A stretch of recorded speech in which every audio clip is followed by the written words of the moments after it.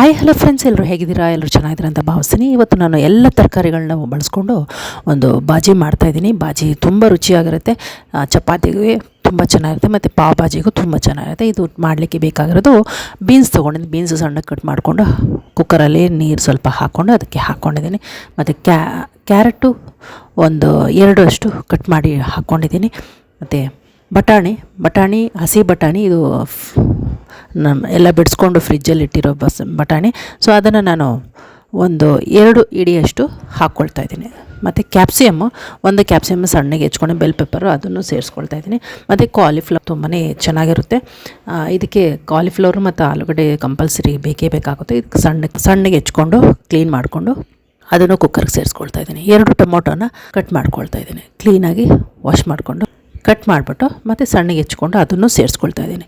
ಮತ್ತು 2 ಆಲೂಗಡ್ಡೆ ಒಳ್ಳೆ ರುಚಿ ಕೊಡುತ್ತೆ, ಅದರಿಂದ ಆಲೂಗಡ್ಡೆನೂ ಸೇರಿಸ್ಕೋಬೇಕು. ಮತ್ತು ತಿಕ್ನೆಸ್ಸು ಬೇಕಾಗುತ್ತಲ್ಲ, ಅದಕ್ಕೆ ಆಲೂಗಡ್ಡೆ ಸೇರಿಸ್ಕೋಬೇಕು. ಈ ಆಲೂಗಡ್ಡೆಗೆ ನಾವು ಬೇಕಾದರೆ ಬೇರೆ ಆಲೂಗಡ್ಡೆಗೆ ಕಾಲಿಫ್ಲವರ್ ಹಾಕಿ ಮಾಡ್ಬೋದು. ಸೊ ಬಟ್ ಆಲೂಗಡ್ಡೆ ಕಾಲಿಫ್ಲವರ್ ಎಲ್ಲ ಮಿಕ್ಸ್ ತರಕಾರಿಗಳನ್ನ ಹಾಕ್ಕೊಂಡು ಮಾಡಿದ್ರೆ ತುಂಬ ಚೆನ್ನಾಗಿರುತ್ತೆ. ಮತ್ತು ಇದು ನಾನು ಬ್ಯಾಡಗೆ ಮೆಣಸಿನ್ಕಾಯಿ ಹಾಕ್ಕೊಳ್ತಾ ಇದ್ದೀನಿ, ಒಂದು 4 ಬ್ಯಾಡಗೆ ಮೆಣಸಿನ್ಕಾಯಿ, ಇದು ರುಚಿಗೆ ಮತ್ತು ಕಲರ್ ಬರೋಕ್ಕೆ.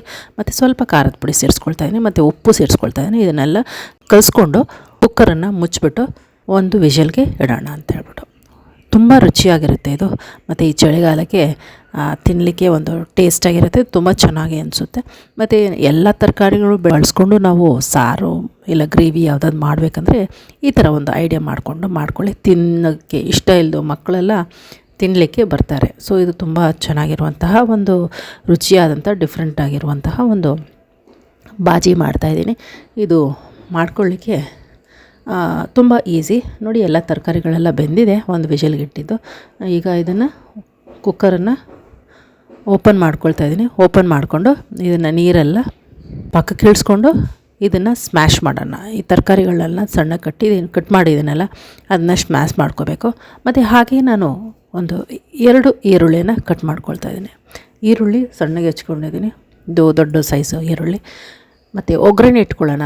ಹಾಗೆ ಒಗ್ಗರಣೆ ಇಟ್ಕೊಳ್ಳೋಕ್ಕೆ ನಾನು ತೊಗೊಂಡಿದ್ದೀನಿ, ಖಾರದ ಪುಡಿ ತೊಗೊಂಡಿದ್ದೀನಿ, ಮತ್ತು ಇಂಗು ತೊಗೊಂಡಿದ್ದೀನಿ. ಸ್ವಲ್ಪ ಬೆಣ್ಣೆ ಹಾಕ್ಕೊಳ್ತಾ ಇದ್ದೀನಿ. ಬೆಣ್ಣೆ ಬಂದುಬಿಟ್ಟು ಒಂದು 2 ಟೇಬಲ್ ಸ್ಪೂನಷ್ಟು ಹಾಕ್ಕೊಳ್ತಾ ಇದ್ದೀನಿ.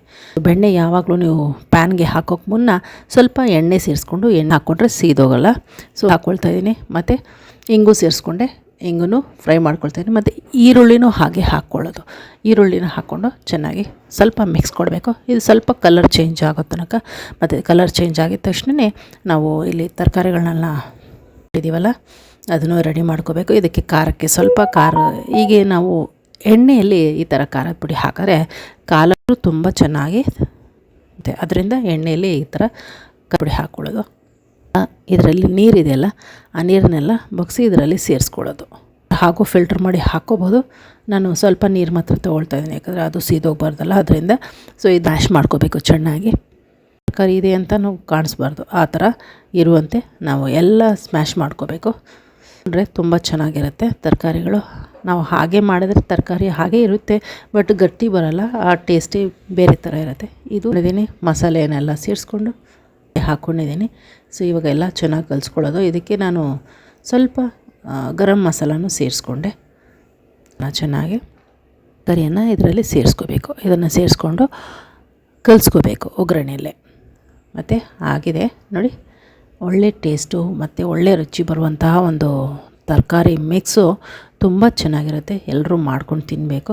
ಮತ್ತು ಈ ಚಳಿಗಾಲಕ್ಕೆ ಒಂಥರ ಡಿಫ್ರೆಂಟಾಗಿರುವ ಟೇಸ್ಟು ನಾವು ಸಾರು ಮಾಡ್ಕೋಬೇಕಂದ್ರೆ ಈ ಥರ ಒಂದು ಗ್ರೇವಿ ಮಾಡ್ಕೋಬೋದು.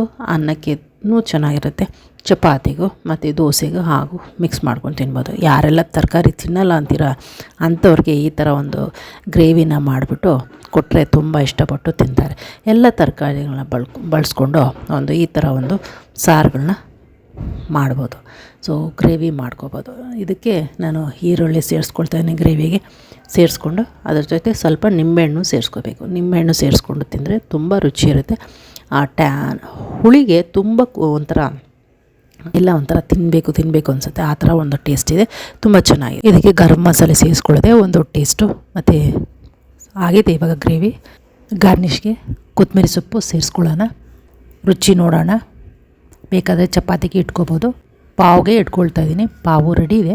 ಸೊ ಬಾಜಿ ಇಟ್ಕೊಂಡು ಅದಕ್ಕೆ ಈರುಳ್ಳಿ ಸೇರಿಸ್ಕೊಂಡು ನಿಂಬೆಹಣ್ಣು ರಸ ಹಾಕ್ಕೊಳ್ತಾ ಇದ್ದೀನಿ. ನಿಂಬೆಹಣ್ಣು ರಸ ಹಾಕ್ಕೊಂಡು ತಿಂದು ನೋಡಿ, ತುಂಬ ರುಚಿಯಾಗಿರುತ್ತೆ.